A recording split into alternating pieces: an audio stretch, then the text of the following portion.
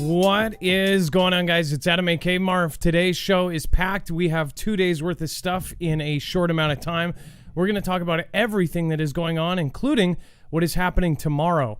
Again, something big that no one's talking about, or at least anyone in the media. We'll be right back right after this.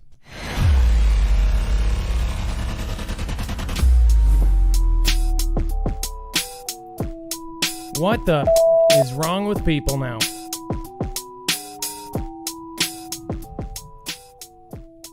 All right, what is going on, guys? It's Adam A.K. Marf, and this is Marfoogle News. Before we get started, we're going to cover a lot of topics, and again, we'll be backing everything up on our website. You can go to marfooglenews.com and actually find every single tweet, every single article, every single video right there. We make sure to have sources for everything that we show you here today. That way you know exactly where your stuff is coming from. Now, it's very easy to navigate. Just look for today's thumbnail, which is this, opening Pandora's box, and then of course then once you click on that, you will be directed to this page, which has every single article, every single tweet, every single document, anything that we show you here, we link to you so you have access to. That way, on a second device, you can actually follow along, you can read ahead, you can read behind, or of course you can go back retrospectively and check our work. If you would like to support us in any way, we are an independent channel. We have no multi-channel network, no multi-billion-dollar company behind us. You can do so on the right. All of our links, Amazon, PayPal, and things like that. If you want to do a PayPal during the show, we'll read it out. Or any of our affiliates like NordVPN or, of course, NordVPN. And then, of course, down at the bottom, we have web-only content. We have a lot down there right now because a lot is about to go down. Anything that's down there is basically stuff that people are getting knocked off for. It's too hot for TV. It's too far to one side, you know, to where we can't cover it and be neutral at the same time. That is all down there. So make sure to check that out. There's an entire new show down there every single day.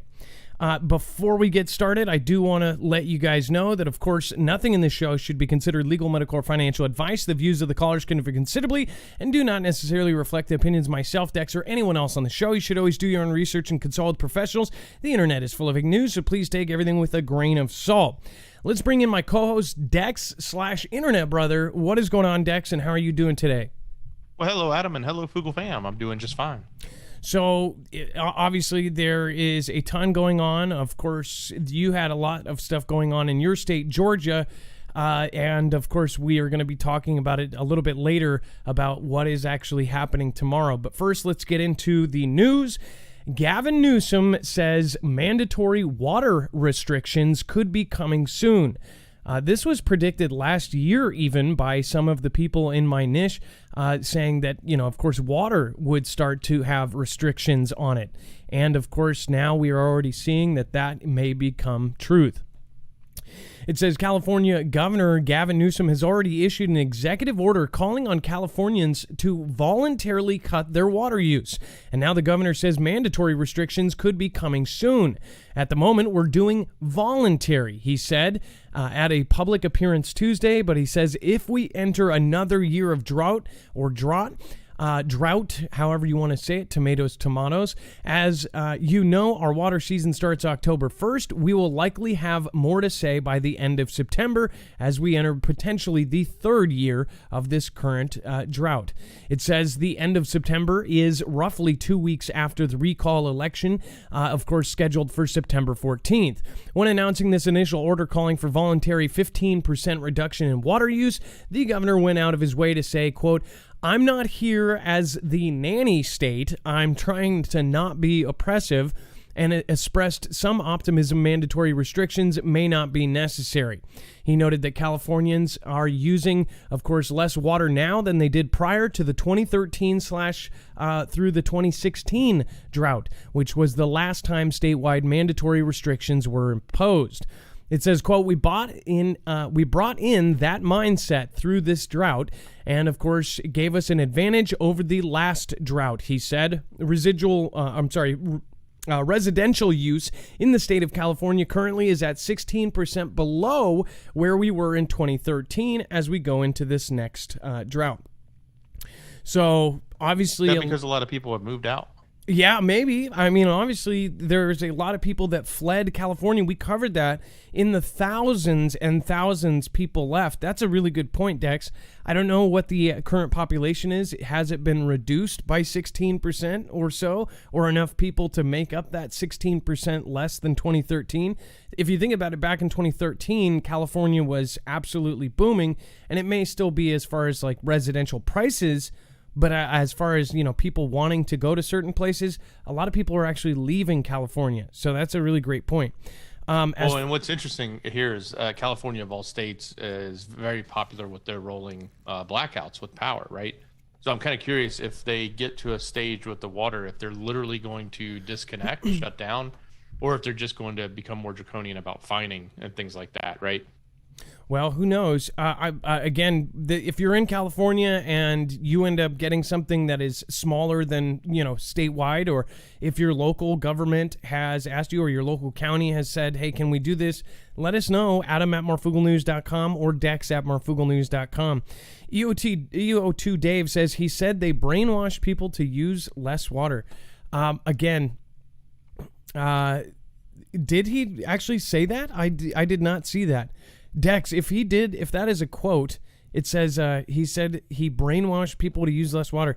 I believe it, and honestly, I wouldn't put it past him. And then Cindy Moore says, always listening in the morning, much love. Cindy Moore, thank you. Even if you're watching the replay, I appreciate you guys. Of course, we have anywhere from 3 to 7 to 10,000 people watching live. But I really, really appreciate those of you who the next day watch it at work or, listen to it while you drive. You guys are really what makes up most of that 50, 60,000 people that watch every day. So thank you so much. And then Oh Wise Owl, thank you for popping in right away. Same with Ilea. Thank you for the support early on. I appreciate that. You don't have to do that, though. Really, really, really appreciate you supporting us. Anybody who does, thank you guys. We are, again, independent. So what do you think about the water, of course, restrictions? Do you think it would go and fly where you live? I don't know. I would honestly be pretty pissed off. And then, of course, Janice Wolf says, thanks for getting the truth out there, Marf. Love and support you.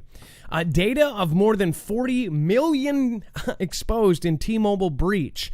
It says the names of social security numbers and information from driver's licenses or other identification of over 40 million former and prospective customers that applied for T-Mobile credit were exposed in a recent data breach, the company said Wednesday. The same data for about 7.8 million current T-Mobile postpaid customers appeared to be compromised. No phone numbers, account numbers, PINs, passwords, or financial information from the nearly 50 million records and accounts were compromised, it said. So this is an update, of course, it's not deja vu. This is an update to the kind of final numbers that came out of this. T-Mobile put millions and millions at risk because this hacker said that they had access to it. And so this isn't the same, though, right, Dex? I mean, it is the same. The first story was the hacker, and it really wasn't the hacker. The first story was a report that had come out on a blog post saying that this hacker had claimed to have all this information and wanted to be paid for it. So then everybody was looking for T-Mobile to respond, and then eventually it took them a little bit, but this is their response. They went through and said, yeah, apparently we did get hacked. So they're confirming it, and they're confirming it at 40 million social security numbers, which is pretty significant. Which they claimed 100 million in the beginning, right? Right. But now 40 million is just as bad. Well, we don't know. They could have 100 million pieces of information, but they're claiming only 40 million social security numbers. And I think in the original claim, they said they had 36 million that they wanted to be paid for. They would turn that over immediately. How many customers, in fact, this would be a good stat to look up. How many customers does T-Mobile have just total in the United States? Or I guess, I don't know if this is across the world. Does this span across the planet? How many customers do they have in general? Because they have 104.7 million customers. So this was a third of their accounts. A third of their accounts just had their social security numbers and everything that it takes to get your information and to basically to do fraudulent stuff under your name. I am a T-Mobile customer. I mean, that means I'm at risk. Half of my family is too. We've been doing one of those T-Mobile family plans for a long time. So this is really just, I mean, this is one of the biggest companies in the world, and they can't keep themselves safe from this kind of stuff. How do you think that they're going to keep any of these other infrastructures safe? Now they have lined us up. They have put infrastructure-wise things, like even our traffic lights and things like this, things that can, create complete chaos. And it's all internet, and it's all, wireless, and it's all hooked in through these mainframes, and they can all be hacked. This is why people like me have been warning you guys for years to prepare. It's not because, we're trying to say it's the end of the world and all of this, but we very well could have the worst disaster we've ever had before, and it's all due to hacking. It's all due to, of course, the cyber infrastructure that we've put so much dependence on.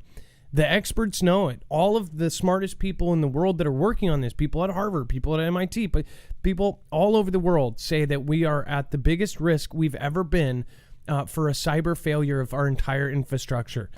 So that's why people need to have extra stuff. If it all goes down, things, nobody's going to come save you. You're going to have to save yourself.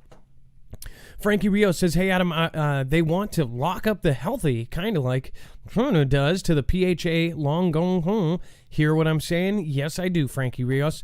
I get that. Green zone, baby. JD Buck Mountain Bell, thank you so much. Cameron Combs says, I keep seeing videos on TikTok of military saying, quote, it's happening. And in one video, a military girl said, you say that like you're not an actor. Any info? I don't know. I've seen a lot of military TikToks lately. You guys know my view on some of them, like the ones where they're doing skits. I think that's a complete waste of time.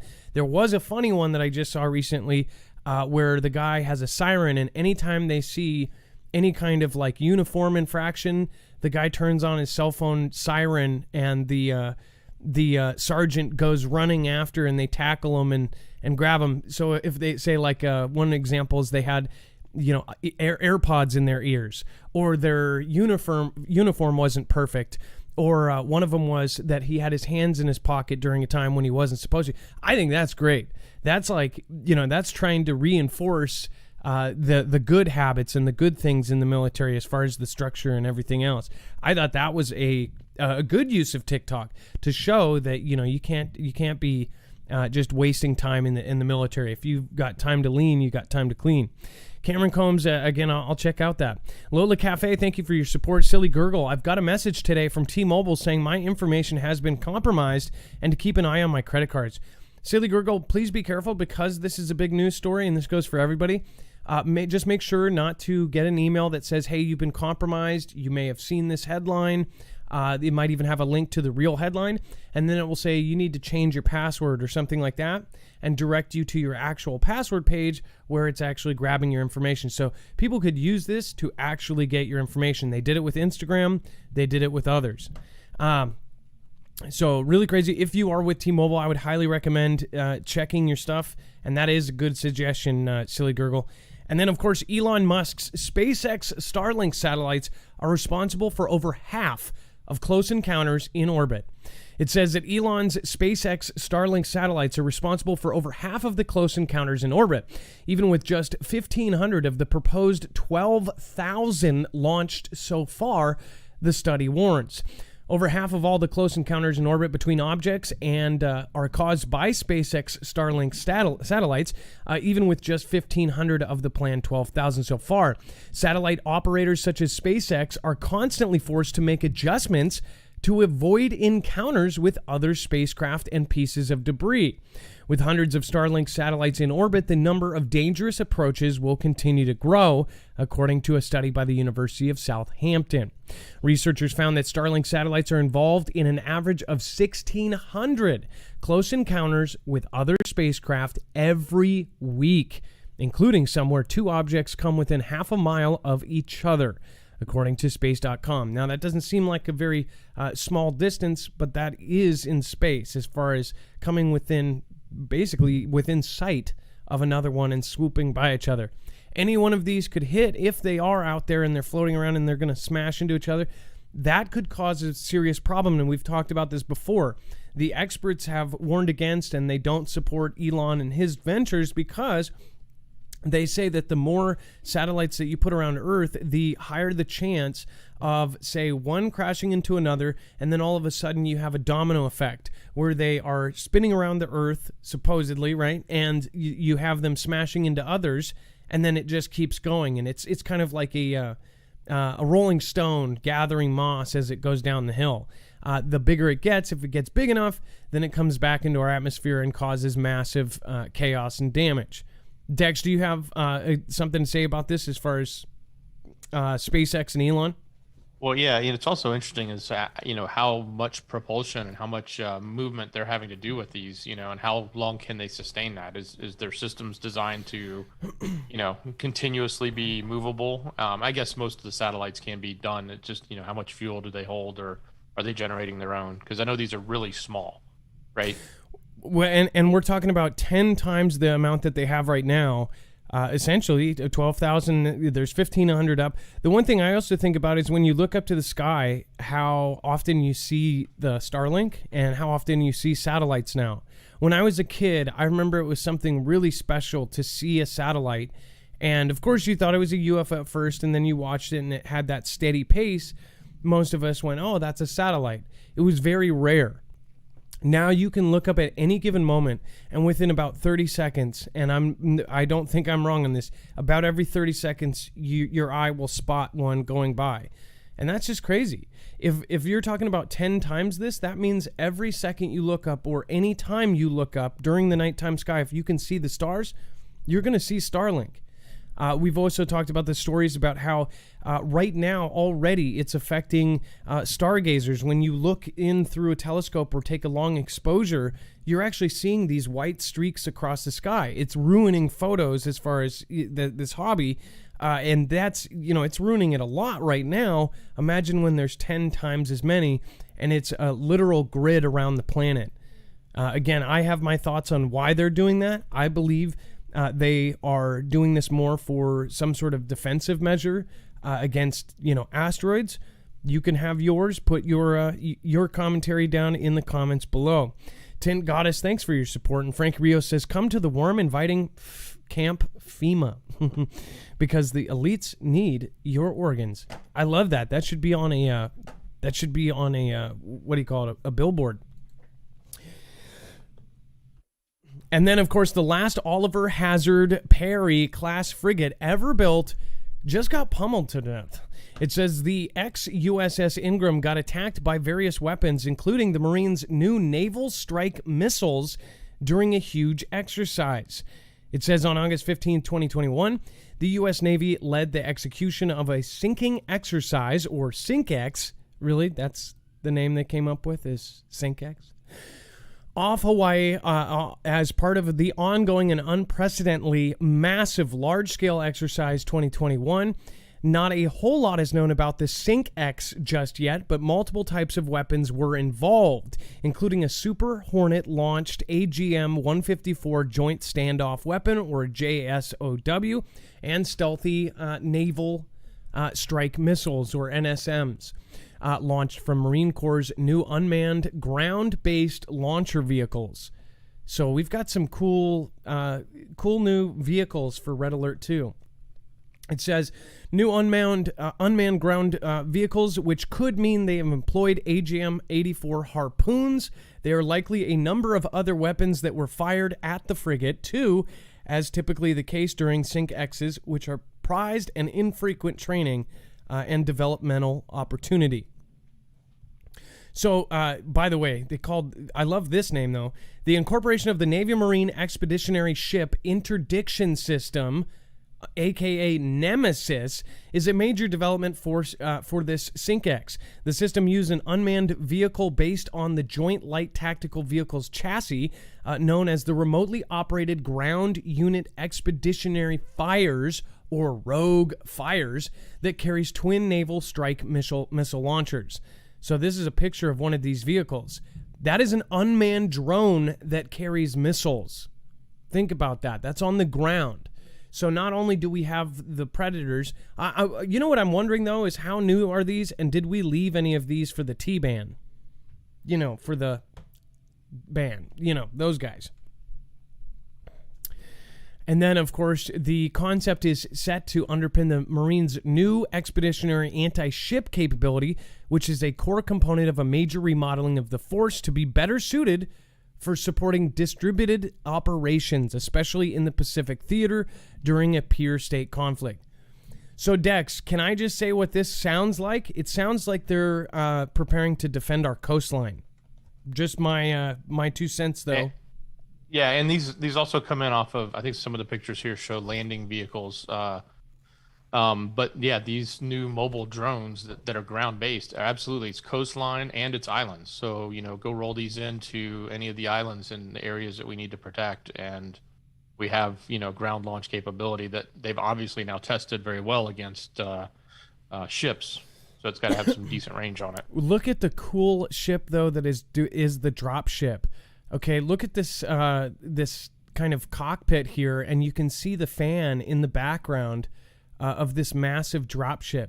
So this is the vehicle. Again, it looks like a truck with no driver. This is the kind of stuff that we have. Now, I argue with people about, people say that China and Russia are so backwards military-wise, but they can mass produce these things. They've also hacked. They also have a lot of our information. They have a lot of, spies, as far as they have people that have sold our information to them. They've had a ton of our stuff. So I would expect China to have similar or the same kind of stuff. It's a back and forth. If they make something, then you have to make a counter to it. And I believe they would probably have a counter to this by now, especially if we're seeing it in the public. That means China's known about it for a long time. Think about it. They've got millions and millions of spies all around the world. I'm sure they've figured this one out. But I guess it would be all timing and placement of it. So let's see here.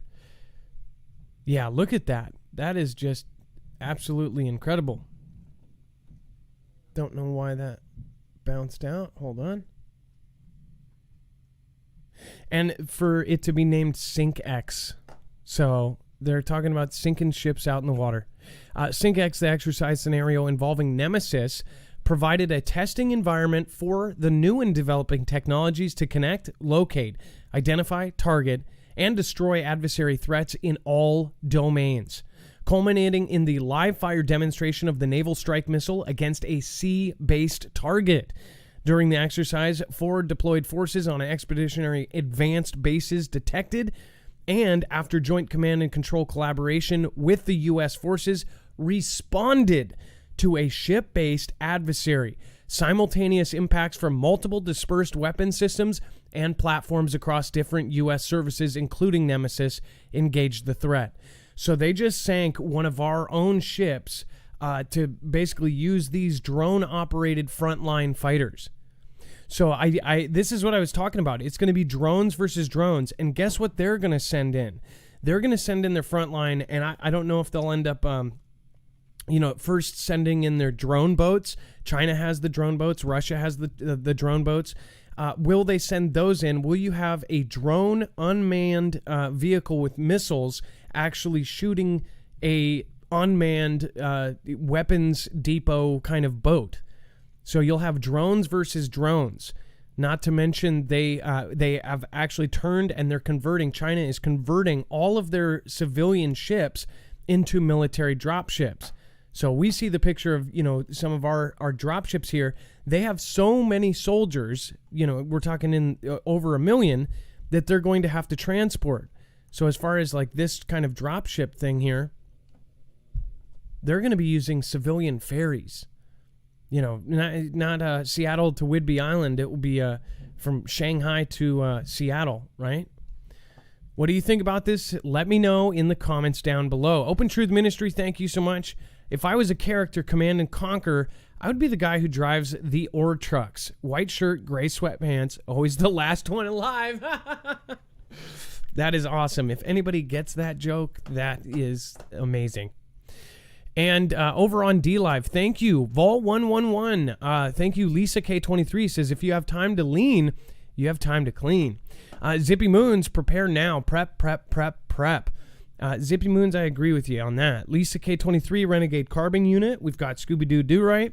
We've got Unico. We've got Lady Mel. Maui Racing Realtor. Again, Zippy Moons, thanks for your early support in the show. Tony617. And then Daiguguf. I think I said that. Diogo Cove, thank you so much for following. C Forest and OG Juicebox D Live, thank you for all just following. End Times just popped in. That's awesome. Hey, it's nice to see you here. All right, and then before we talk about this, missile threat, General warns of weapons capable of striking U.S. from Russian soil. I just want to let you guys know about, of course, our affiliate and one of our sponsors here, NordVPN. If you guys have not checked this out yet, I highly, highly, highly recommend going and checking out why we recommend this. We don't just recommend a product because it's a product. We recommend it because we believe in it. In fact, we've been with this company before they had all of their crazy stuff going on. They are now helping agencies like DHS, DOD, and of course the DEMSO team help protect Texas Grid. Meanwhile, we of course were with them when they were just dealing with civilians. Again, this is a military tested device, Keystone tested, that can actually protect you against all phases of an EMP, E1, E2, and E3 phases. And it can also protect you against solar flares, or the CME, the natural kind, up to 228,000 amps. How this works is you wire this in to different devices. So the car one takes about 5 minutes. Once you wire it into your car, it grounds the multiple phases of an EMP before it's able to fry your car. They have one for your generator, your solar system, which people don't think about, your boats, your RVs, your motorcycles, your house, of course. Pretty much even your ham radio can be protected by one of these. Go to marfooglenews.com/EMP right now to get $50 off on top of any sale they're doing. We are grandfathered in. We'll always have that $50 off per device. Again, that's always on top of whatever sale they're running. It's a veteran-owned business. It's 100% American-made. In fact, they were handmade in Kansas when we first started with them. These guys are now building factories. They're still selling to civilians for now, so make sure to get over there. All right, and then Dex, you want to talk about this, of course, missile threat. General warns of weapons capable of striking U.S. from Russian soil. That's pretty far. You know, it's pretty strong, but at the same time, we've talked about these types of things, but it's just that we're continuing to hear from specific, military commanders, and in this particular case, I think it's Northern Command, is making these type of statements, right? So when they make a public statement like this, or a statement in front of other political figures in Congress or something like that, you got to listen. You got to understand, like, why are they saying what they're saying? And Norcom, in fact, we covered a story it was probably about 4 or 5 months ago. Norcom was warning that everybody needed to get prepared, or the lead of Norcom. So you have a lot of high-level guys, and some of them are not even in office anymore. Some of them got replaced almost immediately after they said to prepare. It was really weird. I watched at least, what was it, CENTCOM or Norcom, one of them, they ended up getting replaced right after they told the public to prepare for big stuff. I don't know. It's really messed up to think that there may be people out there in charge that would not want you to prepare for, some sort of coming calamity. But who knows? Well, I know, but, Anyways, let's see here. And then General Milley denies intel warned of rapid collapse, says nobody predicted Afghan security would evaporate. Really? It says that Chairman of the Joint Chief Staff of General Mark Milley denied reports that intelligence warned of rapid deterioration of the situation in Afghanistan. There was nothing that I or anybody else saw that indicated a collapse of this army and the government in 11 days. In 11 days, people. People put in 19 years, thousands of soldiers died, basically to protect and to serve for this new government that they put in, and that new government didn't even stick. They didn't stay. The actual military they trained dropped their stuff and said, "Here, take it. We don't care. We're out of here." Never mind that we took our soldiers out before we took our civilians out, right? Which is, again, Like putting all of our trust in that local government think about that. that we knew and we were told it was going to fall down. Well, think about that too. You have soldiers there. You have a army, and yeah, you want to protect those soldiers. But the whole point would be to have the soldiers there while you get the civilians out. By nature, the civilians are the ones you're protecting. That is the purpose, right? And they took their military before. That's so fishy. I can't even tell you. I mean, everything is fishy right now. We're going to talk about what is going on, today, and all this stuff that's floating around. There's so much. Really, fish. what you're seeing between Milley, and you're going to see this between Milley and the administration, and even the sub administration, meaning the lady who is the second in command. They're all finger pointing right now, and because nobody wants to necessarily be the excuse or the scapegoat here. Nobody wants to take blame. Everybody, including both sides, thinks it's absolutely silly that we have leadership basically pointing every which way. If you could, have that cartoon of the cartoon where Bugs Bunny hides or something and is dressed up as somebody else, and they say, which way did he go? And there's 15,000 cartoon arms pointing every direction. That's what I think of when I think of this. It's like, this is just a joke. Our literal whole system is just falling apart at the seams, or at least it seems it's falling apart at the seams. I like what that caller said the other day. The active military member who is who is literally currently stationed said he thought that it was like a rubber band that was going to break. A caller previous said that. He said he thinks that they always stretch it to the very thing, and then they let it go, or they bring it back. So for the public, it looks like we're about to, absolutely just break the last string, but at the very last second, they pull it back. And it happens so many times, I could see why he thinks that. I mean, we basically see these things where we're right at a precipice, and then we get pulled right back. At some point, we won't get pulled back. Milley was responding to reports that intelligence had warned the security situation would quickly deteriorate, with some suggesting that President JB may have ignored those warnings to press ahead with his planned drawdown of the forces. What do you think? Put it in the comments down below. I'd love to argue with you down there. And then, of course, Pentagon pressed on why British paratroopers leaving Kabul airport to rescue citizens, but Americans aren't. Dex, what do you think about that?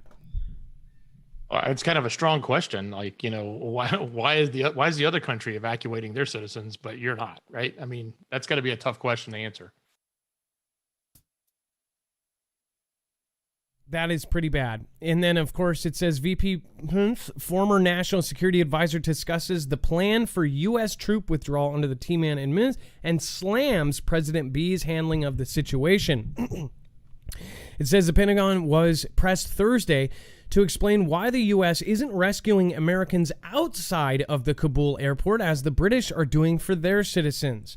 It says at a press briefing, Fox News' Jennifer Griffin said, quote, General Taylor, British paratroopers are leaving the airport, going into Kabul to rescue and evacuate some of their citizens who are trapped and can't get to the airport because of the...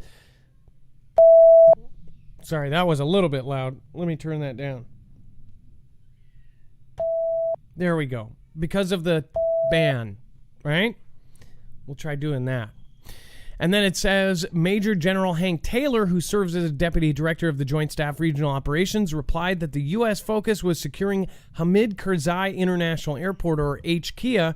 At this time, our main mission continues to be to secure HKIA to follow those American citizens and other civs to come in and be processed at the airfield. So that means they're not being given direction to do that. But other countries like the UK is saying, hey, our citizens are stranded in the city. We're going to go get them. We're going to go help them. But we're saying our leadership, whoever's in charge, is telling us we're not to do that right now. They're basically holding them back from doing it. It says earlier this week, another 1,000 paratroopers were sent to help evacuate U.S. personnel and Afghans who provided assistance during the conflict. Wow. And then, of course, the B admin, or the administration, tells Americans trapped in Afghanistan that it cannot guarantee their safety to airport. The White House has reportedly told American citizens trapped in Afghanistan that the U.S. government cannot guarantee their safety to travel to the airport in Kabul to be evacuated. The Washington Examiner reports yesterday thousands of Americans who registered with the U.S. Embassy in Kabul received notice to begin to move to the airport as a, quote, undefined number of U.S. government-provided flights will begin soon. Oh, yeah, soon. But unfortunately, they'll only be taking a barrel of heads back with them, I guess. It says further, National Security Advisor Jake Sullivan refused to commit to guaranteeing that every American trapped in Afghanistan would be brought home. Okay, do you remember any other thing that has happened? Well, actually, remember the last 4 years of if there was one person there, at least they would fake and like say in the media, like, we will not let one single American, go. We'll get every single man home. This is like the opposite, Dex. This is like, well, we can't really guarantee. We're gonna try. We're gonna try our best. Yeah, I mean, this is basically the clear order coming from the top, saying, we're just securing the airport. You're on your own. Like if you need to get to the airport, we'll get you out. Presumably. But if you're stuck in the city and you got to get through 10 checkpoints between there and here, and you think you need us to help you, that ain't happening. Wow. That's incredible.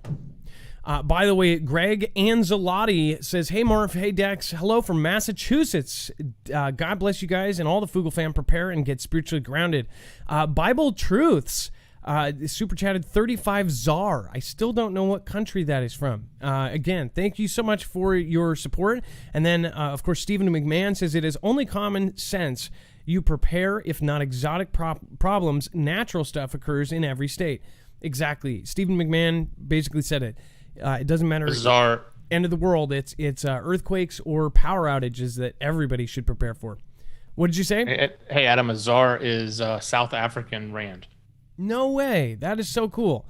Bible Truths from South Africa. Thank you so much for your support. Last time they popped in, they did that, and I go, Czar, I've never seen that before a thing. The CA is Canada, and it's kind of cool because we get to see all the different support from all the different countries. So that's really cool. One of my really, really good friends and my kid's best friend's dad is from South Africa, and he is just one of the best guys I know. Okay, and then let's see here. We've got B says he did not see a way to withdraw from Afghanistan without chaos ensuing. In an exclusive interview with ABC News, George Stephanopoulos, we'll just do George, and the president's first since the fall of Afghanistan to the Taliban, President JB stood firm in his defense of the United States withdrawal, but asserted for the first time that he believes the chaos was unavoidable. It says, so, quote, so you don't think this could have been handled, this exit could have been handled better in any way? No mistakes? Stephanopoulos asked Mr. JB. It says, no, I don't think it could have been handled in a way that we're going to go back in hindsight and look. But the idea that somehow there's a way to have gotten out without chaos ensuing, I don't know how that happens. I don't know how that happened, Mr. Replied. Okay, first of all... What a statement. That's basically saying, oh, there's no way. Chaos would have ensued no matter what. First of all, if you set up a legitimate government, and if it was done correctly and you had trained an army over 20 years, think about that. 20 years you've been training people to take over for themselves. I mean, they can train a force and take an island in 2 weeks. They can't train a force in 20 years to take their own country back. Obviously, it wasn't wanted, or it was done on purpose. That's my opinion. says, quote, "So for you, that was always priced into the decision?" Stephanopoulos asked, and it says yes. President B replied and then amended his answer. Now, exactly what happened, I've not priced in. I like how they say priced in, too. He said, but I knew that they were going to have an enormous look. One of those things we didn't know is what the would do in terms of trying to keep people from getting out. What they would do, what they are doing now, they're cooperating, letting American citizens get out, American personnel get out, embassies get out, etc. But we're having some more difficulty having those who helped us when we were in there. It's like, is he like defending them, saying that they're letting people out? Yeah, okay, they're letting people out, but we have to send 8,000 troops in there. And people, they can't guarantee safety, but they're letting them out, and they have to get themselves to the airport, apparently. Yeah, and there's checkpoints everywhere, run by the T-man. By the way, this has bipartisan criticism, right? It's not just, this side of this side. Everybody's saying, asking these questions. Everybody. Yeah. This is now across the aisle. This is the same interview with Stephanopoulos that I believe he asked him. He started to ask about the pictures of the planes being packed and people falling, and he goes, hang on, that was 4 days ago, 5 days ago. Like, that's the excuse. Was it 4 days ago? Yeah, but he's wrong. Says, you can't ask me that question because that was 4 days ago. Wow. Yeah, that's last week's news. Okay, can we? It's my first interview with you. Can we have an answer for that, please? Yeah, that's good.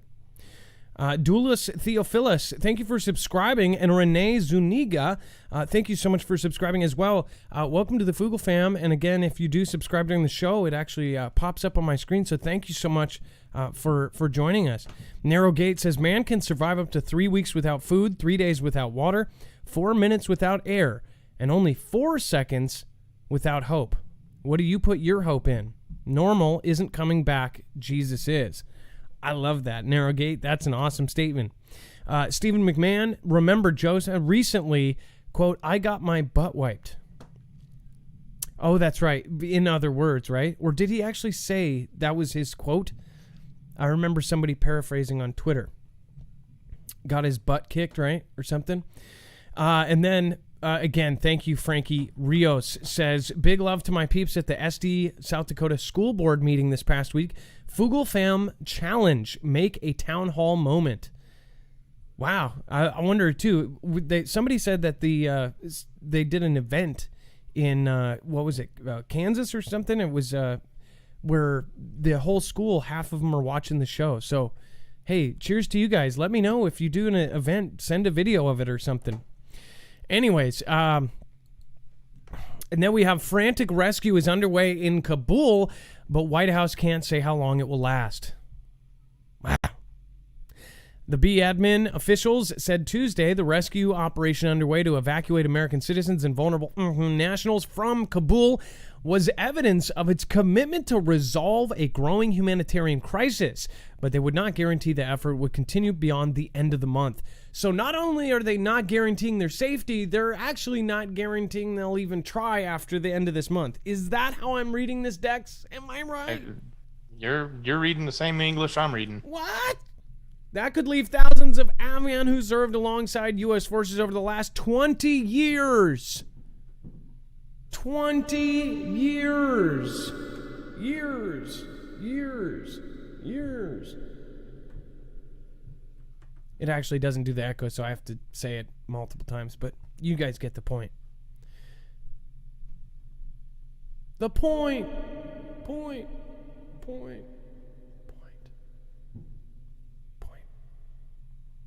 The last time's the quietest because it's, going farther away. Get us. So real footage shows trapped Americans pleading to be let inside the Kabul airport. Oh, so wait, if they get there, they might not be let in.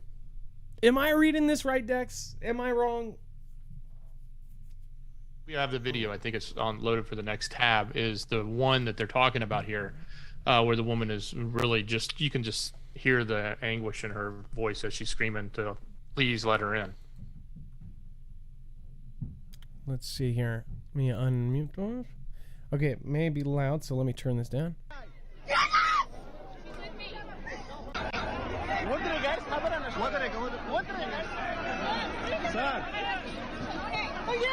Yes. Shut up! Come on, look at this guy. You can hear her say, "She's with me."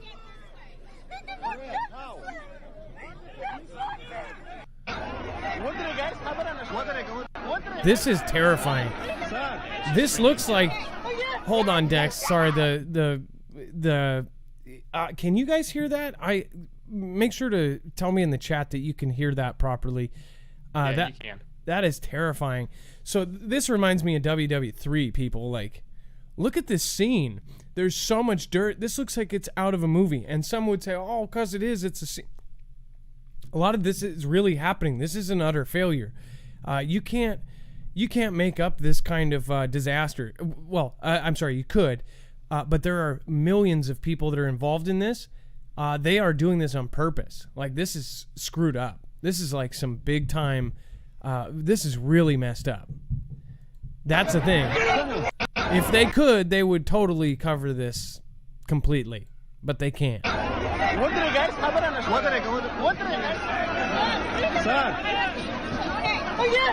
Yes. Shut up!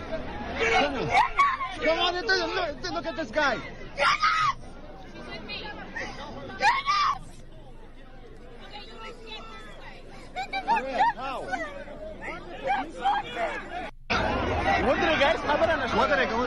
By the way, I just want to zoom in on this. This is trending, right?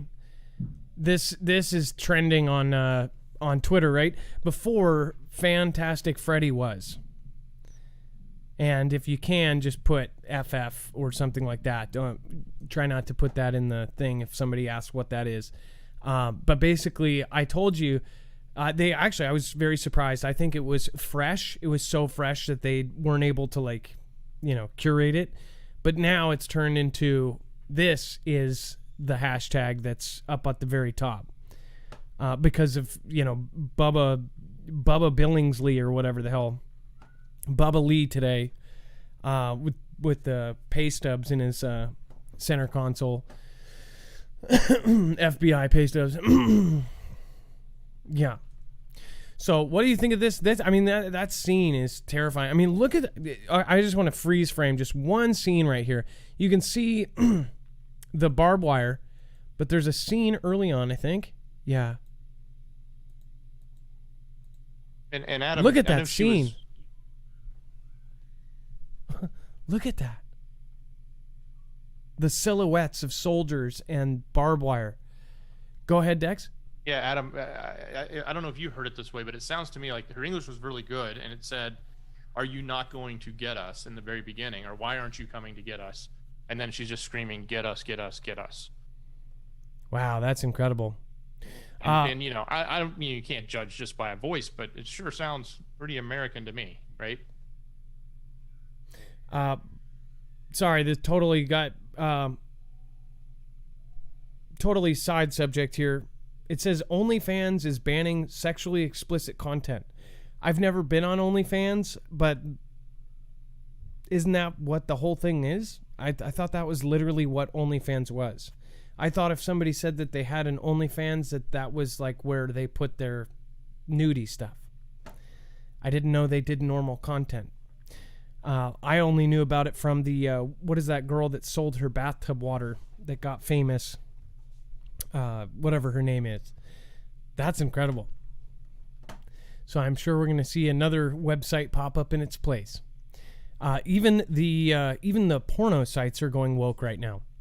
All right, and then Dex, can you tell us about NordVPN before we get to the T-Ban? Of course, leader who is just freed.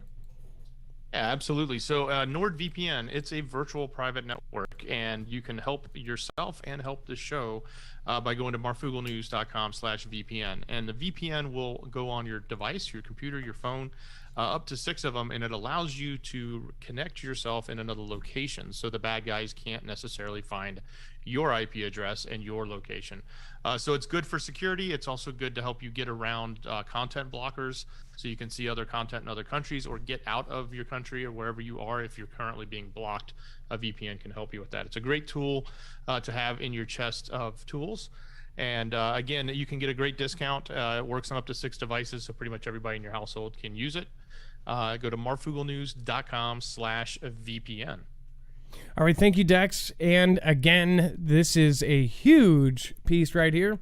The leader was freed from Guantanamo Bay in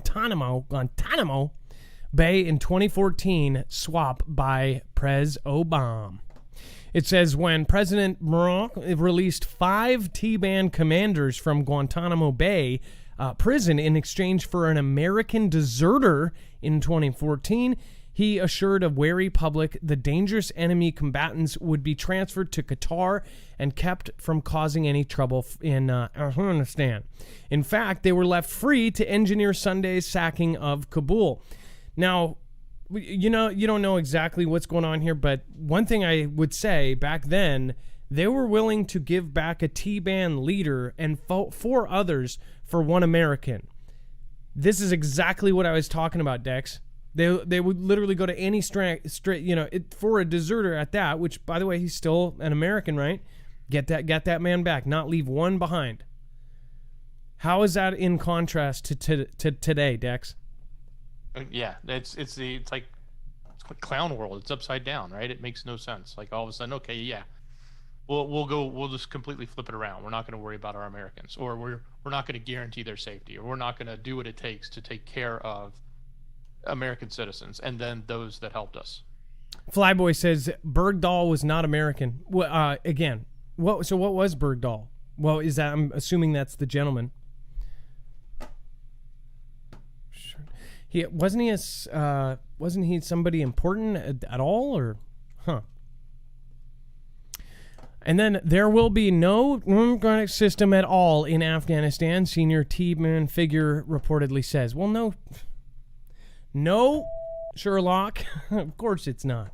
Afghanistan's pro-Western government was swept from power on Sunday after militants captured Kabul. The capital's collapse came less than 2 weeks after the militants began a push for Afghanistan's major city, and just over 4 months after Washington announced that it would be withdrawing from the torn country.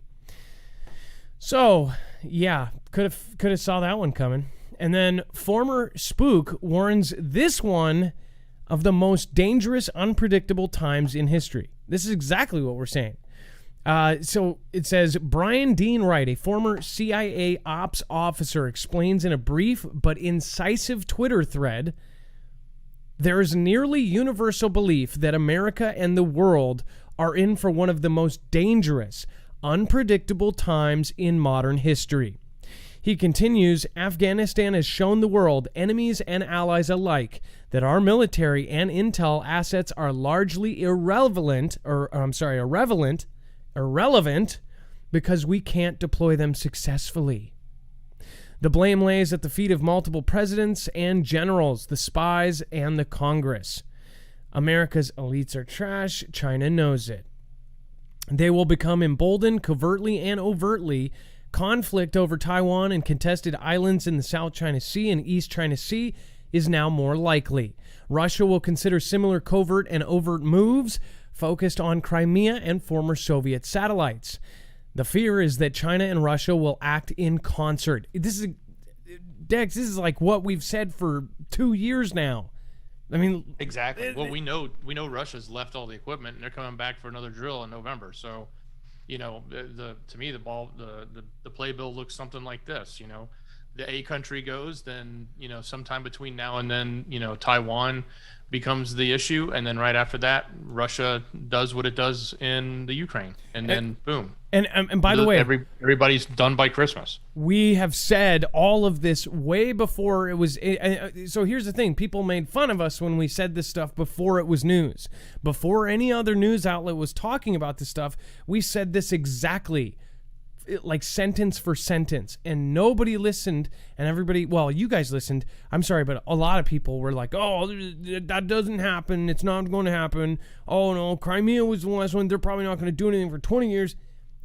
Everything that we have said is now coming true, and these people that are in the know, they are saying exactly what we were saying. It says, meanwhile, the American people are angry, weary, and divided. That's what here's another thing. Everybody arguing in the comments and everybody arguing against each other, everybody arguing on this side or this side. It's like you are doing exactly what they say. There's a comment that pops up every once in a while, and it pops up on any YouTuber that's in this space, and what it is it says, oh, Fed or this or that, or, we get accused of being this or that. Guess what? You are literally part of an operation and you don't even know it. The operation, the witch hunt for who's a Fed, has destroyed the truth community. And you know how? I don't know. And I know a lot of YouTubers we've had. In fact, my 100,000 subscriber show had 8 or 9 of the biggest ones out there. I know all of these different YouTubers that do this. I know what they're like off camera and on camera. Some of them are different. Some of them are the same. Jacob Israel, perfect example. He's the same guy on and off camera. Either way, I don't know more than 3 of them that all get along. It's like those friend circles that you have that, oh, John doesn't get along with Steve and Steve doesn't get along with this. You know why? Because they don't trust anybody. Everybody is taught to, oh, this person's a shill, this person's that. You know what that is? That is an actual operation. I'm trying to remember what the name of it was, but it was to put distrust specifically in the social media networks. And you are a part of it and you don't even know it. Your little hunt for the this and this and that, it keeps us all separated. And it also has us all hate each other. When we are divided, we are super weak. When we are together, no matter what, there's no downside.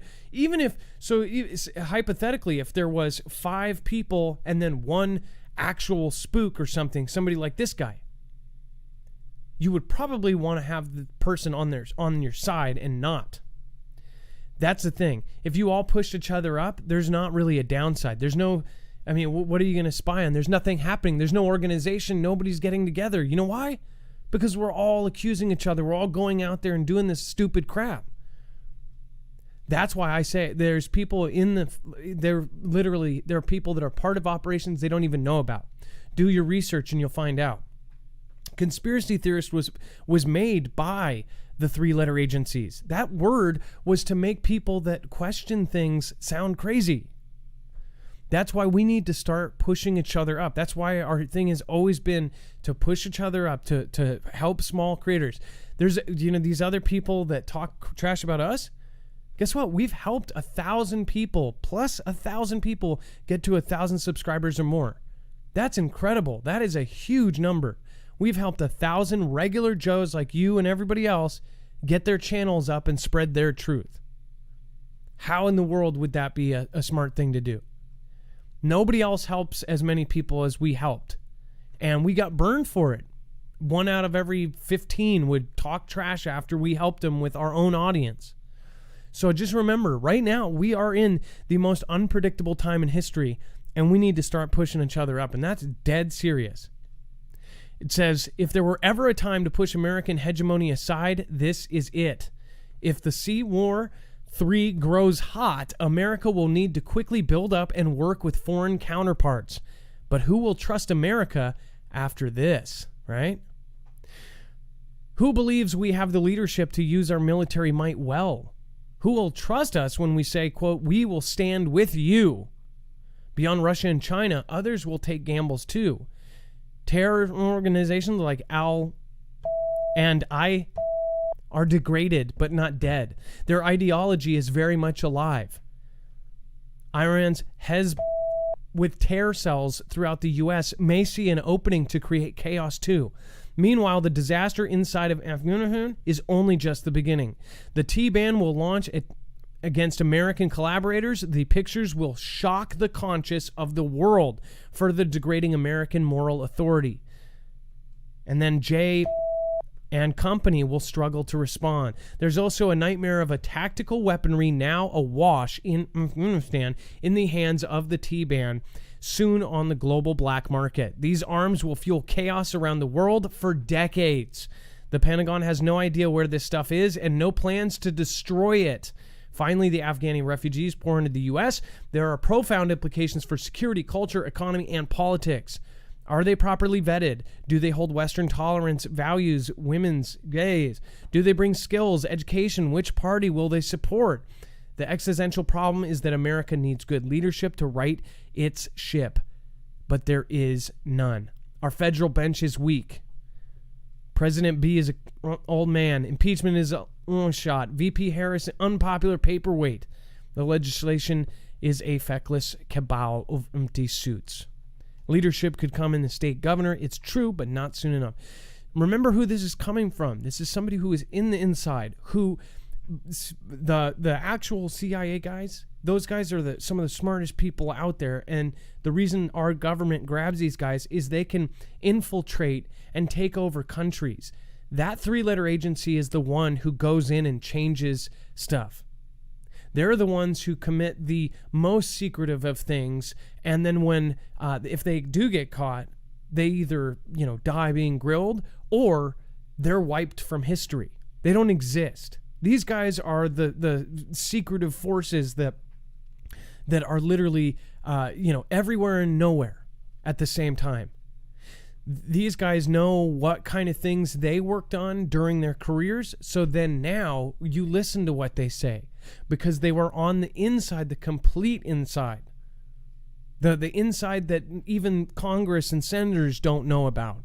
So obviously there was stuff going back, this person probably worked on missions to take over former governments or this or that. That's why this is just like, it's crazy how much stuff there is right now, and people are completely just brainwashed to the point where they don't understand what's happening.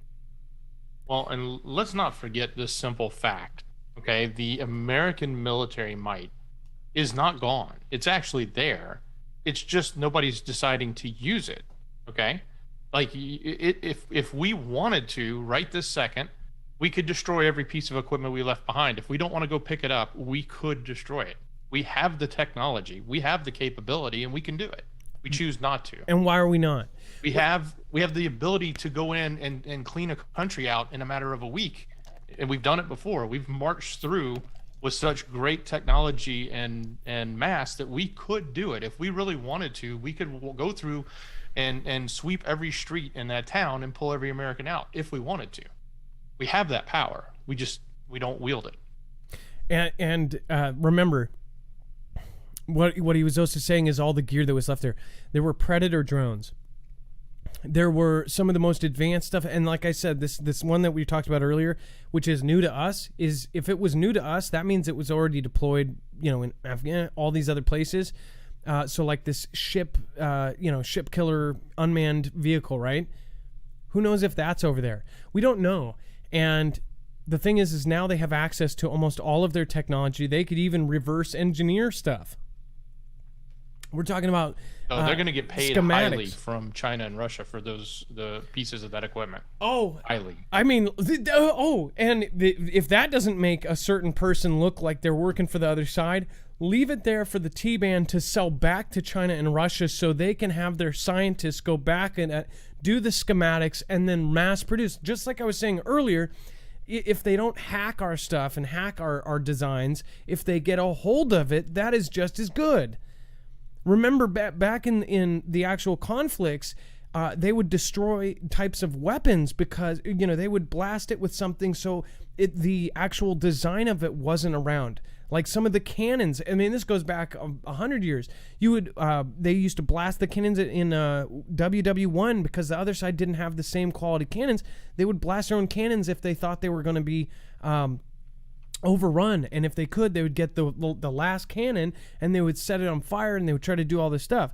So it's like they now have access to all of this stuff. So it's like, and T-Man is for sure going to sell it to them for the right price tag. They'll sell it to anybody. They'll keep a couple for themselves and for their T cells and everything else. It says the above threats by China, Russia, and company will metastasize well before the 2024 and even a new heroic new prez will need years to clean things up.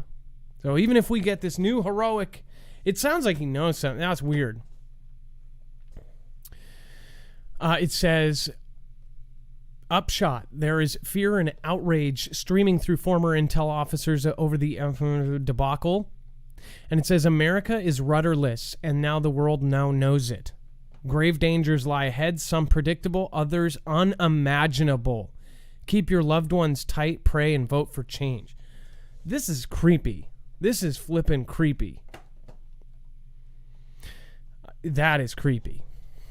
Stephen McMahon, thank you again. I appreciate you. Two Old People on a Couch says, it is nuts balls. Yes, it is nuts balls. Candace Thigpen says, thank you, Adam Dex, keeping us up to date. Well, the media censors everything. Y'all give me a chance to be truly informed. Much love. Candace Thigpen, thank you for your massive support of the channel. Thank you for the $30 super chat that supports our channel. We are truly independent. We don't have a multi-channel network. Appreciate you. Two Old People on a Couch, bad stuff going on. That is right. Natalie B, thank you for all you guys do. I appreciate that. Sam Dion, 22, thank you for subscribing. As always, if you subscribe during the show, you will get a shout out. And then Stephen McMahon says, Russia needs to take back the Baltic states, Ukraine, and even part of Poland to defend itself when population implodes. Prep and Prayers says, forget backwards day. We are living in backwards land right now. And then Anna Trejos, massive support. Thank you, says Adam and Dex. Much love. Thank you for your service to humanity, all your hard work to keep us informed. And then, of course, again, Anna, can't say enough thank yous. And Stephen McMahon, is it possible that this debacle was set up to goad China or Russia to both act boldly? Now the planes look fake to me. Yeah, somebody was talking about how it could be an inflatable. I don't know. Honestly, I wouldn't be surprised by anything at this point. When you see certain angles at the bad quality, I could totally see that.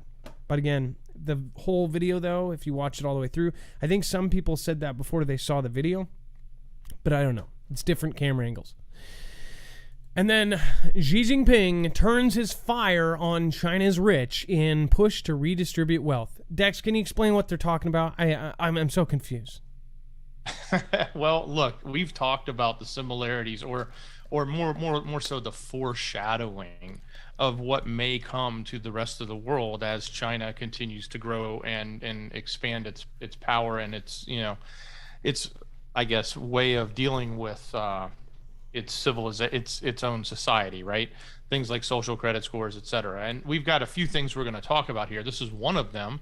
But what we're seeing is that China is now going after all of its rich to redistribute the wealth of their rich to the rest of China. And I'm certain that a big chunk of that's going to be going into the government as well, so that they can continue to expand and grow what it is they're doing, both militarily this sounds like they're preparing for conflict, and they're saying, hey, to the richest people, we're about to take your money. We're about to take your lunch money. Richie McRicherson, and it's going to the government, and you can't say anything about it, because we will you up. Okay, they're literally taking their richest people, kind of their elites, and they're saying, no, we're actually going to take a lot of that back because we're going to need it. That's what I think. It says Xi even invoked the need for common prosperity among the Chinese people as critical for the party to maintain power and transform the country into a fully developed, rich, and powerful nation by 2049. I don't know why he says 2049. Again, the 100th anniversary of the existence of people from China. So I think it's going to happen before then if he thinks, I mean, I don't think he has, what is that, a 37-year timeline or something. I think he's looking at, sooner than later. And then we've got fears China's huge solar panel space station could burn up the Earth if aimed wrong. We're talking about a huge magnifying glass with China holding it and Americans. And this is crazy because we were just talking about this as their new technology to gain power or electricity or harness electricity, right? And now they're coming out saying, What happens if they point it in another direction? Yeah, that's again, this is the kind of technology. Well, wait, hold on. Wouldn't that be kind of admitting that they might have something that could be like well, there's direct energy, but I just wonder if you could do something like, say, light a ship on fire for 5 days. Hold on. I want to see.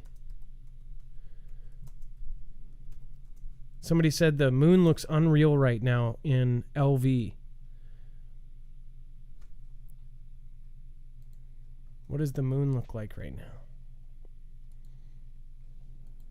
I've done this show and I've missed like actual astronomical events. I don't know if there's anything special going on tonight, but let's see. See if there's a live cam.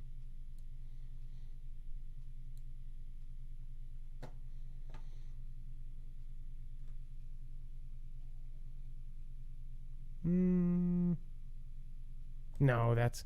Wait, so... Oh, okay. So it is... Yeah, it's still going to be daylight in LV. That's the wrong angle. We need an upwards one. If somebody has a good website, put it in the chat that I can see the moon live. Last night it was huge. It wasn't a full moon, but it was just giant. When it came over the horizon, it was absolutely...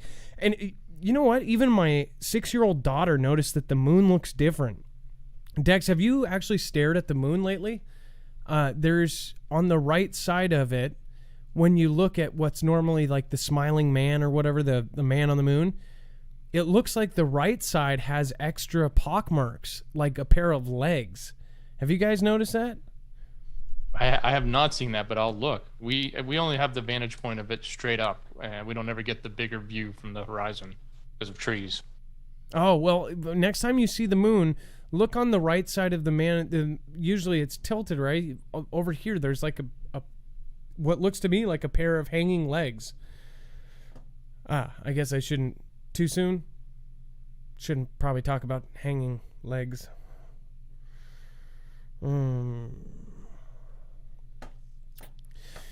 Huge solar panel space stations built by China could burn up the vast swaths of the Earth's land if they misfire, scientists fear. China today announced plans for a solar energy station to orbit the Earth by 2030, hoping to generate 1 gigawatt of energy by 2049. Again, that 2049. It's a spooky number. That's enough energy to power a big city, but experts fear the sun's rays beamed back onto Earth could cause near apocalyptic damage to our planet if they're not aimed correctly. They're talking about like a Death Star here. Look at that. Plans have been made to direct the sun's intense beams toward the open waters, avoiding land and vulnerable populations. But scientists fear that the effects of a huge amounts of heat, light, and radiation reflected back onto Earth's surface, particularly if it hits land rather than the sea. That is insane. Well, wait a minute. If it hits the sea, even in testing, isn't that going to heat up, water? And isn't that going to change something? I mean... Well, yeah, even it will be artificially changing water temperature in that area, which can have an effect on, currents and drafts and the way water flows, so...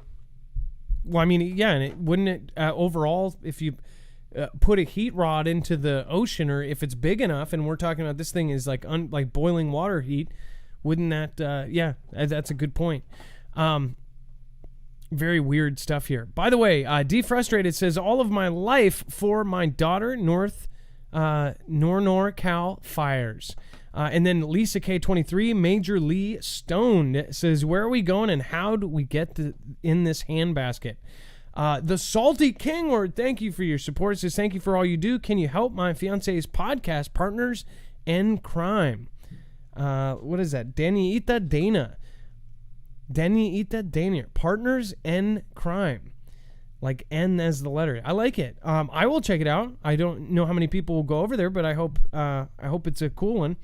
Again, podcast partners in crime. Salty Kingword, I hope you guys do well. I really do. Hopkinson, Bear Claws, Island by the Sea, Ghost Rider. We, of course, have Defrustrated. Crap, that was all my love to you and her. Aw. Lady Mel, Edgy Whalen, and Greifel, and then Maui Racing Realtor Thomas, 12121. Thank you for following. all the new followers over there. Mr. Mission Control, thank you for subscribing. I should say Mr. Mission Control 3.0. Thank you.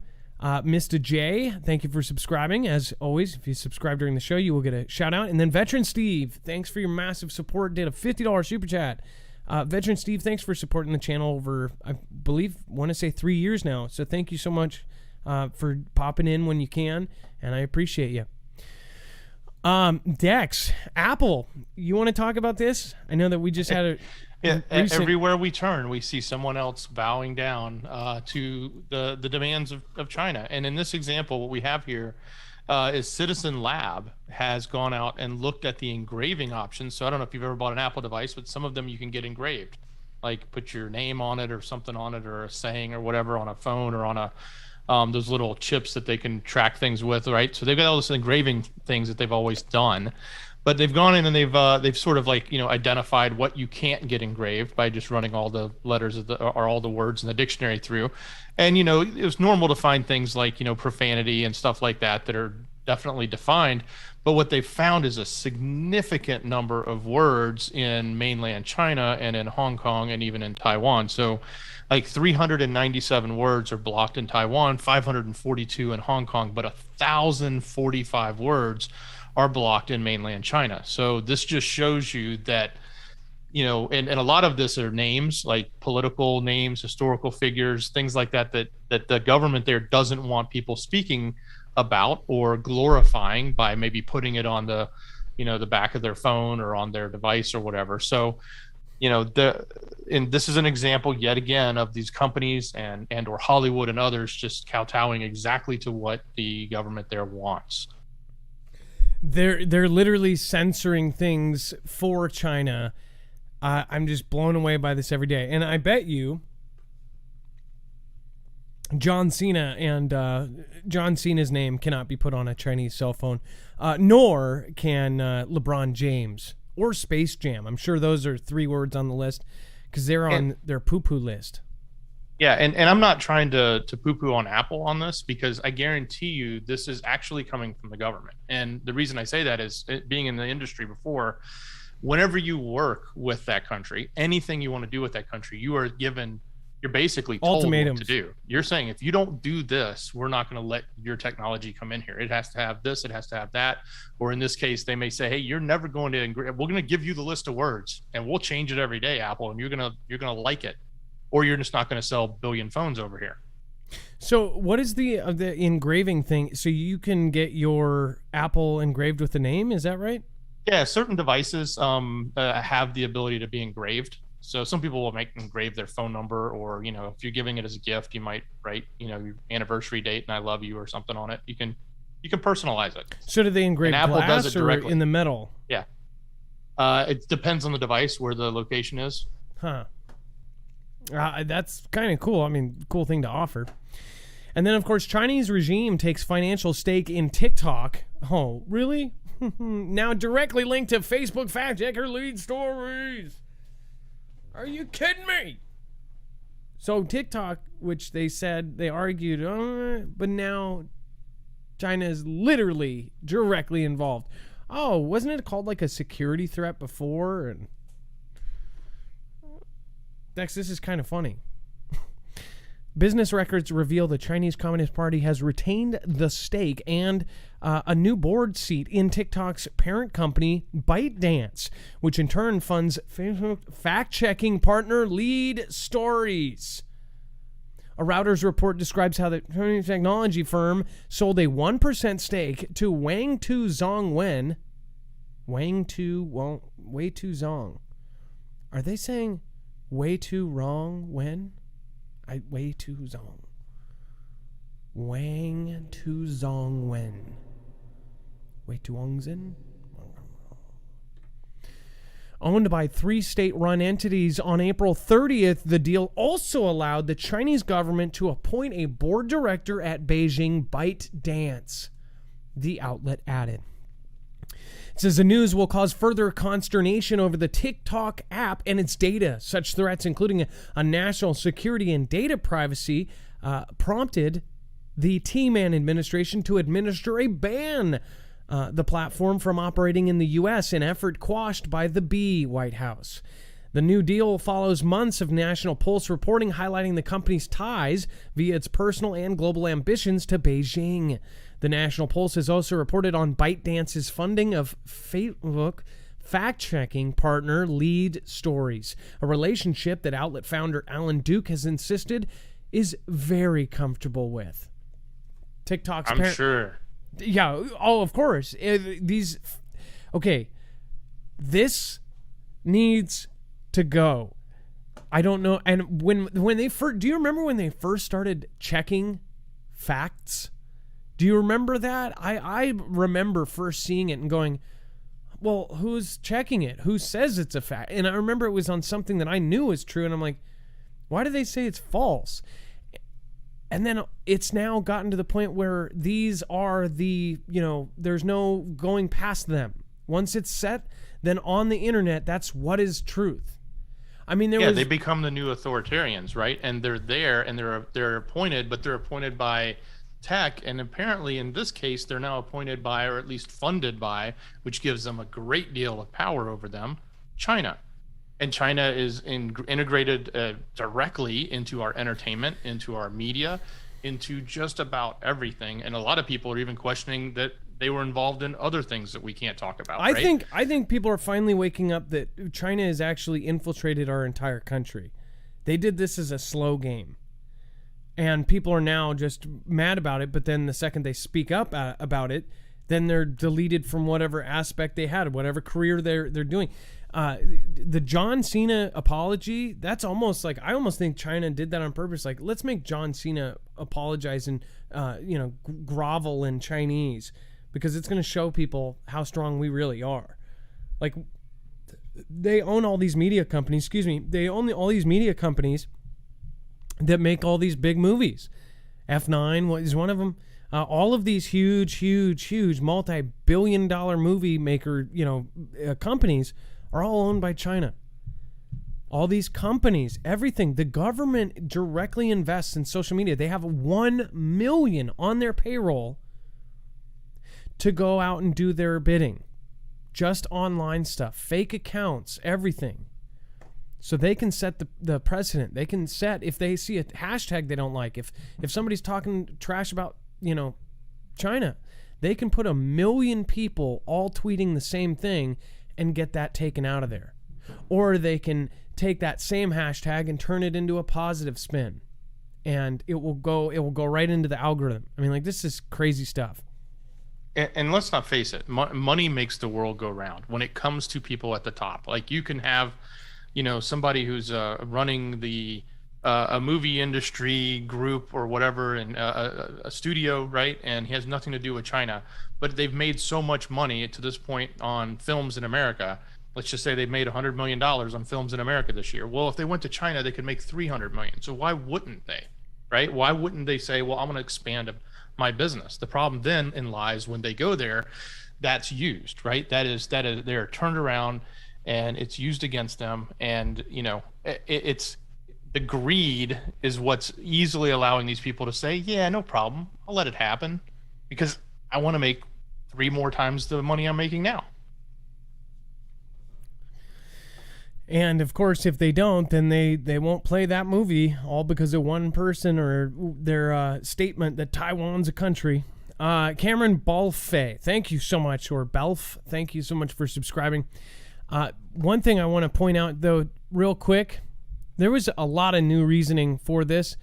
We haven't talked about this in a while, but this has always been available on our website. E-deck bags. If you have not gotten one of these, I started using mine a whole lot more now that I have found out certain things about what is going on right now. But again, an E-deck bag that you can find at marfooglenews.com/EDEC is actually a Faraday bag for your devices. They have all different sizes. They even make one with a window so you can still access, of course, your texts and everything else on your phone. But basically, once you put your phone in this bag, it goes offline.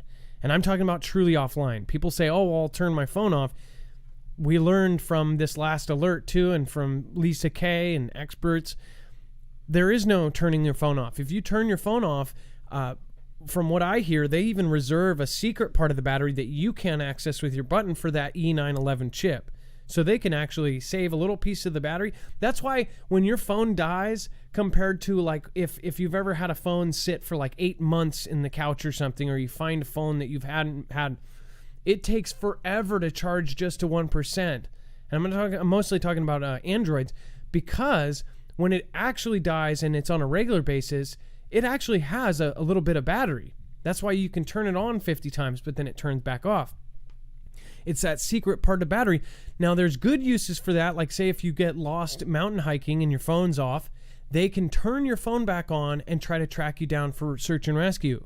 But the bad part of that is they can track you anywhere and everywhere. I'm using my eDict bag a lot more than I used to. We did it at first, and I was taking it everywhere. Then I stopped using it as much.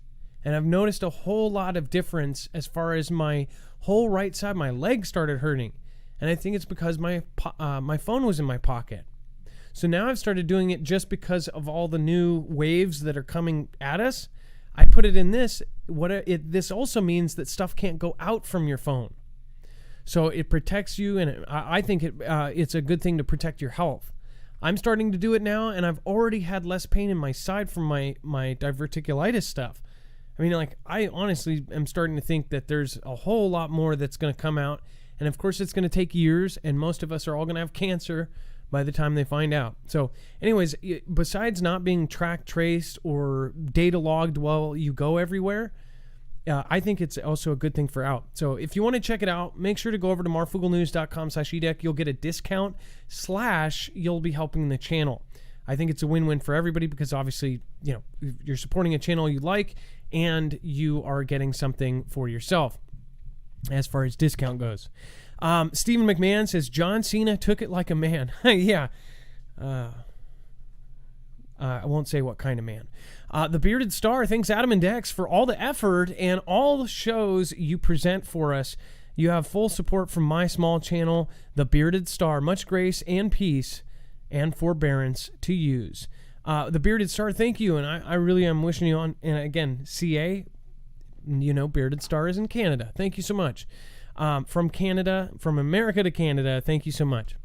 You can be my emotional support Canadian. All right, and then, whoa, there we go.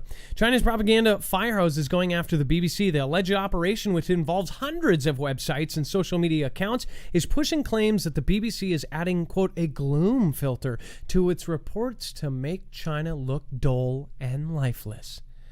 Oh my gosh, are they serious? Are they saying that they're doing the opposite of Facetune to their pictures?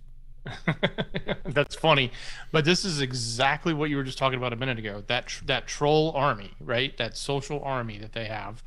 This is it. They're coming after, and they're picking right now on BBC, and they're running after them. And this is exactly what we've been saying. It says Chinese trolls and fake news websites have been attacking the BBC in a bid to undermine its credibility. New research published today claims that the online influence operation, which is being linked to the party, is seemingly a response to the BBC's reporting on the human rights abuses against the Muslims. And it says state-backed misinformation campaigns. The new research from analysts and cybersecurity company Recorded Future claims that the likely state-sponsored operation used hundreds of websites and social media accounts to attack the BBC's reporting. In particular, the network has been accused, the BBC, of adding a filter, like a picture filter, like, you know, add some rainbow highlights or a little a sparkle or some glitter on your faces. Adding a gloom filter to its reports from China to make the country look dull and lifeless. China, I think it also might be that you use the crappiest gray for almost all of your buildings in almost everywhere that's not in the tourist cities. But it says the propaganda campaign claims the BBC used a gloom filter or an underworld filter and has promoted this view widely, says Charity Wright, a threat intelligence analyst who conducted the research for Recorded Future's Inskict Group. It says, quote, "What hit me the hardest was the scope of this campaign, how big it was, and the amount of posts and the volume of this particular narrative that we found. And official spokespeople have pushed the idea of gloom or underworld filters." So when they looked into it and they go, oh my gosh, look at all these accounts, they're seeing their million people on payroll and how it's spread so far and wide. When, say, Xi sees something, it's kind of like NK, like if Kim Jong saw, rumors about him. Kim Jong is like famously, like, if somebody calls him fat, he'll threaten a whole movie studio, right? If he doesn't, you don't make fun of Kim Jong, right? He threatened with the release of The Interview. He threatened, to do a T attack because they were putting out this movie making fun of him. They actually changed it and they didn't release it and tweak things because he saw it and he didn't like it or something like that. Anyways, it's like that, only he actually has 1 million people on payroll that are all over the internet. So if he sees something, I bet he can just go, you know what, get our team on this. And make them say that we're not as dull as they think we are, and then they have 1 million people post this stuff, and that becomes a narrative. I believe that. I believe that they have these propaganda people. I also believe that the U.S. does too, though. Nobody's talking about that. How many people do we have on payroll? Of course, publicly says 0.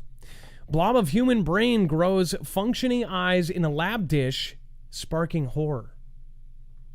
Oh my God. Is this... Wait, I think... No. You know what? I think this has been around for a long time. I'm going to see if I can see this. I remember this from my childhood. Pretty sure I have a picture of it here somewhere. Yeah. I'm pretty... Yeah. I think it was called Krang? Yeah. Yeah. That's it. But apparently this happened in real life. It says mini brains grown in a lab from stem cells have spontaneously developed rudimentary eye structures. Scientists report in a fascinating new paper. It says a batch of mini grown in a lab have formed 2 optic cups on the tiny brain organoids being grown in dishes, mirroring the development of eye structures in human embryos. Scientists running the experiment believe the breakthrough could help us better understand eye diseases. Our work highlights the remarkable ability of brain organoids to generate primitive sensory structures that are light sensitive and harbor cell types similar to those found in the body. This is just bizarre.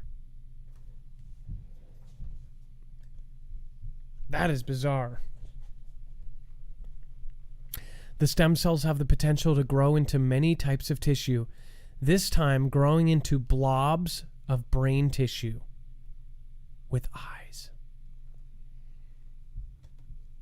Dex, are you hungry now? No, but I'm creeped out. Like, what are they looking at? Like, what are they thinking? What do they see? That is so and bizarre. We'll never know because it's the lab, right? But man, that's kind of wild. That's beyond wild. And creepy. All right, so get on to our final story. So obviously there was some things that went on today. We have a web-only content here. I want to talk about this in the best way I can.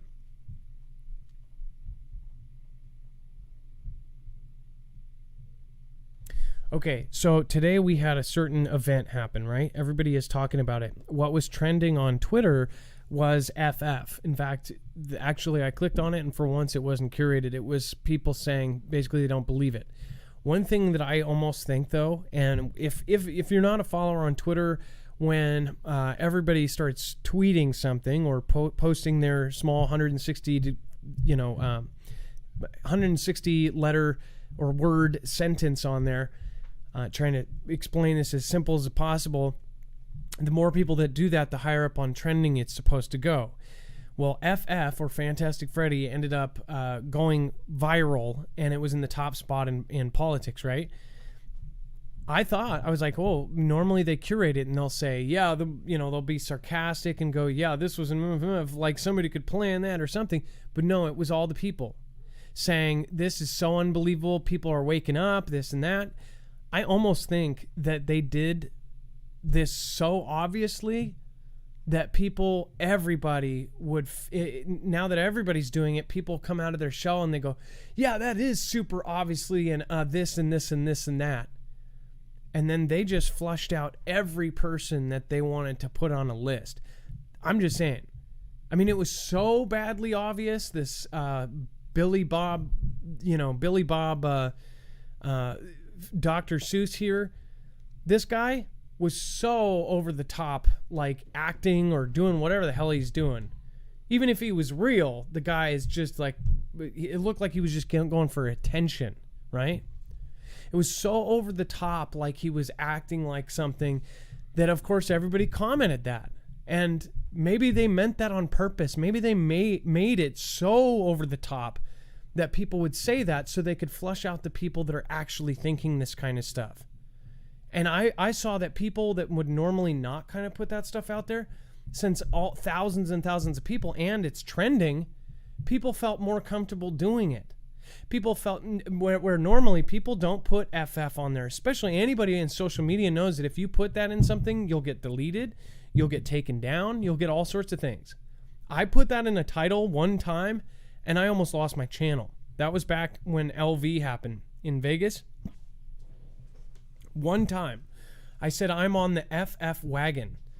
I said flagging, and then I said, wagon. I'm on the... You get the point.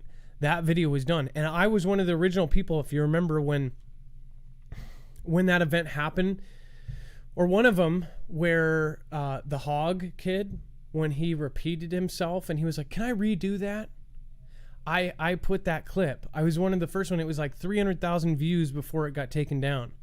And it was like instantly viral. I never had a video go that quickly, ever. It got taken down. So everybody knows that if you put that, that's like a really banned thing. And it's a marked thing, and it's everything. So that's just my side theory here. As far as this goes, I'm going to show you this article. And who knows, maybe the guy is right. I don't know. It says the Rev starts today. JB suspect rants, I'm one of 5. This guy was so over the top. I don't even know what to say about this. I would say people need to wake up. Tomorrow is a very special thing. So Dex, can you say it in the best way you can as far as what is going on today? Or tomorrow? Yes, certainly. And so everything you're looking at is coming from our web-only content, and that's what we're talking about. And one of the stories in there is that we've covered this quite a bit in our web-only content, and I call it the bean counters. So those people that are doing a lot of counting. The big story coming out, supposedly in AZ, is going to be announced tomorrow, or at least delivered to the Senate tomorrow. And if that's the case, it could then quickly be made known and available. And apparently, everybody is pumping up the fact that there's information to be coming from there that you're going to want to know about. So that's a big event, and definitely a big event that I think media doesn't want to cover. And remember, so they're gonna come out with the results of all of these months of recounting everything, doing all of that. And they're going to. Somebody said that the report is going to be on Monday, but I believe so. What is the difference between they're going to come out with a report on Monday? So it's a Friday. The Senate gets it first, right? So the Senate of that state is getting the information to them on Friday. So obviously they would probably have first looks at it. But what you typically see is senators then like to go run their mouths and talk about things. Gives them an opportunity to get some limelight, and then I guess if there's a public release of it, it'll be after that. So remember, by the way, this thing that happened today, people just literally flung to Twitter, flung to everywhere, overwhelmed their systems with F, fantastic, Freddy, this is that, blah, blah, blah. Even people made, I think it was a Babylon Bee article. I'm pretty sure it wasn't Babylon Bee, but it was something trying to be that. or if it's real, somebody said that they saw a pay stub from FBI in a CenterCon. I don't think that that's true. I thought it was maybe a Babylon Bee type of, article because it was so over the top. I believe we're going to see a lot of big stuff happen, and I would say always keep track of the stuff on the back burner. That's why it is so very imperative you guys follow us on our web-only stuff as well right now, because this is crazy stuff. It says, yikes, a National Security Daily. Look at this. All of this is on there for you guys to discuss, go over. Yeah, one of those I could talk about. It's really interesting. Did you know they charge people to evacuate from the A country? Up to $2,000. Never mind, $2 trillion for 20 years, but you got $2,000 if you want us to get you out. I think we could afford that bill, to be honest.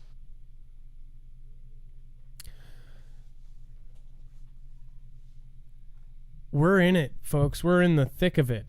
So I hope everybody... find out who said you will not pin this SHI on me. Which one of the people is pointing fingers? Because they're all pointing fingers right now. And somebody was really adamant about not having it pinned on them. So go to marfooglenews.com, click on the thumbnail of the show, scroll down to web-only content. It is more stacked today than ever before. I mean, this is mandatory reading, in my opinion. People need to go over. Look at this. I mean, this is incredible.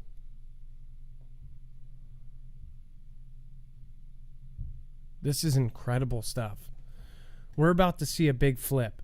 To sum up, there are going to be big, big things happening, and some of them may be things to where you're like, oh, let's only talk about that. Let's talk about this, and this.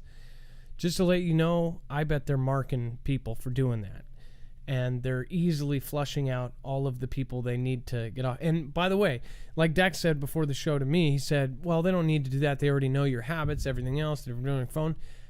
I think it's for the closeted people that they're looking for.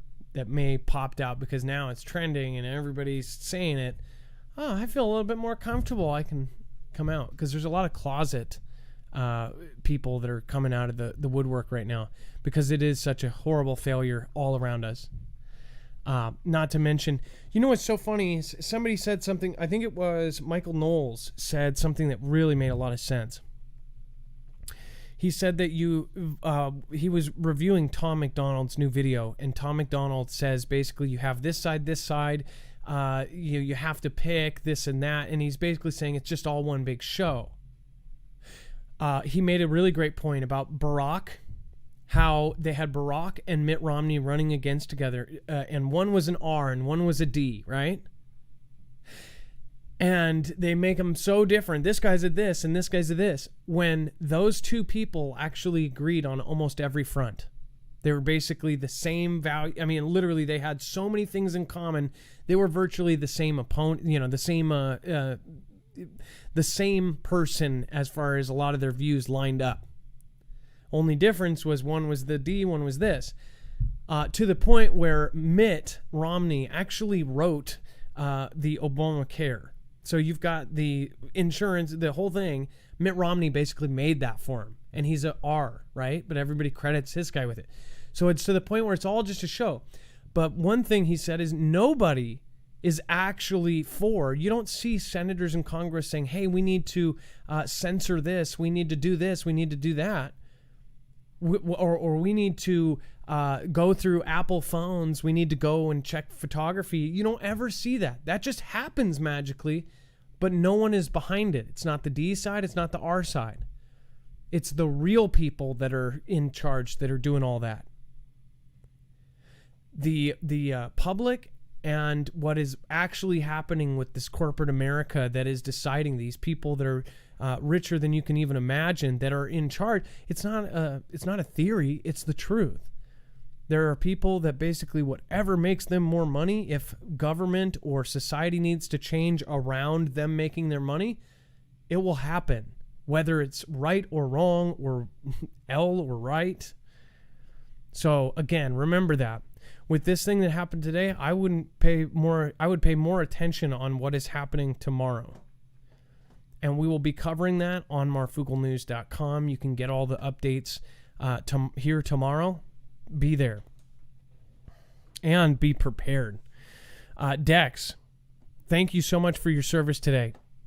Absolutely. Great show, brother. Much love. Can you let me know who are the top 3 over on D-Live? And then it looks like we have in the number 3 position, and it's not showing me their name. It's the Salty King Word, and number 2 is Scooby-Doo Do Right, and in the number 1 position, thank you very much, is Zippy Moons. Zippy Moons, can't say enough thank yous to you. I know that I believe there's a tie over on YouTube between Anna Trejos and Veteran Steve. I just want to thank both of you for supporting the show. In 3rd place, Candace Thigpen. In 4th place, Leah. Thank you. Thank you, everybody. And Gone Girl just snuck in, Adam. No way. On YouTube. No flipping way. It hasn't even updated yet. Wasu Knox says, keep up the good work, duder. Gone Girl, 3-way tie. Hello, all. Can't stay with the replay. Gone Girl, I hope you watch this one. I really do. This one is a good one. Right now, there's so much going on. Don't pay attention to the trucker. Eddie Dean Lewis says, take time growing closer to the Holy Spirit rather than focusing all your attention on worldwide demonic puppet show. Your attention is power. Eddie, I do agree with you on half of that. The Bearded Star, again, thank you. Wasu Knox, keep up the good work, dude. I appreciate that, man. And thank you, everybody that has supported. Gone Girl, again, thank you so much for popping in before the end. Dex, it is now officially time for the shoutro. It's not an outro. It's not a shout-out. It's a shoutro.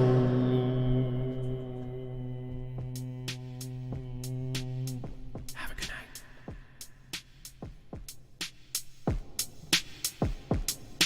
Vaccine. That ugly girl. Vaccine. That ugly girl. Vaccine. That ugly girl.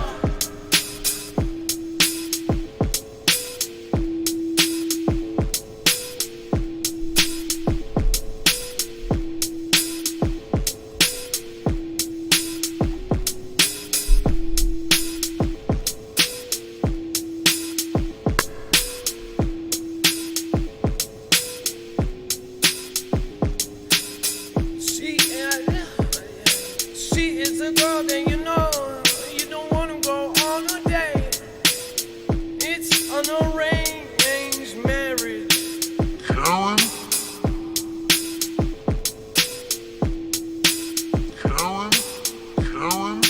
Oh. I said I would never leave you. Oh, I would never believe you. I said I love everything about you. A wee baby, I'm on the nose. A Gone Girl, Triple G, 777 nose. A Wasu Knox and the Eddie Dean Lewis. I said, can the thick pen and the Weberly? I bring it back and down in the Jubilee. On the Eddie Dean Lewis and the Saturday. I bring it back down now, they settle me. A Stephen McMahon and the Bearded Star. That ugly girl. Vaccine. That ugly girl. Got the Cameron Bow in the Bearded Star.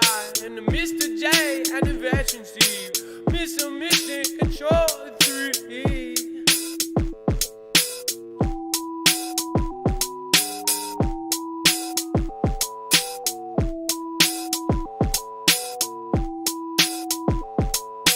Ganga, oh, Ganga, 777, I love Ganga, 777, oh, Ganga, 777, I love Ganga, 777, Everybody really wanna funkify, he frustrated on that both side.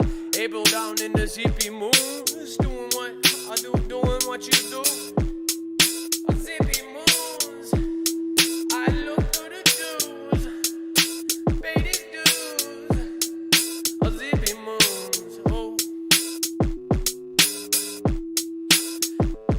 want to thank Joe Did You Know, Sparky's Run, Global Witness, Kate Paul, Rita Garza, Cynthia Lynn, thank you so much for being amazing. Salty Kingword, thank you for being on that list today.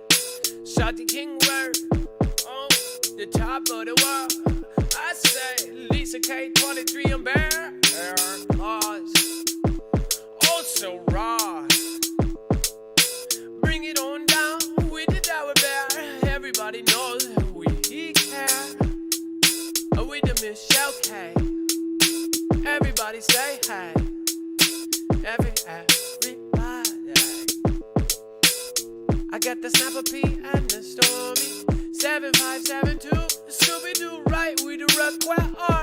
And not Julian's Jams. Everybody band over for the government. LOD on the wheel. I live by the sea and the chest. They will do their will. And my dad got the JAB. Now he got the corona vaccine. That ugly girl. Vaccine. Vaccine. That ugly girl. It's unarranged marriage. I don't wanna be a Cohen, but I gotta help staring. All these stupid people out there doing what they can. That ugly girl. Vaccine. Oh, oh, oh, oh.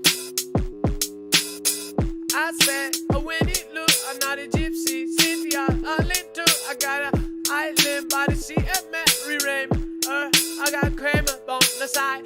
Romy Wolf and the Preston Martin. I carry rakes and a rack sippy. I buy all bones and a big Z. I buy all wise out. Gotta see. I now got the silly gurgle and the everybody purple. With the Morphia badge over dealer. I got to bring it back and now I'm earth. I'm I fool, going back with the waffle. Down observer on the whistle. Oberweiser with the Susie Q man.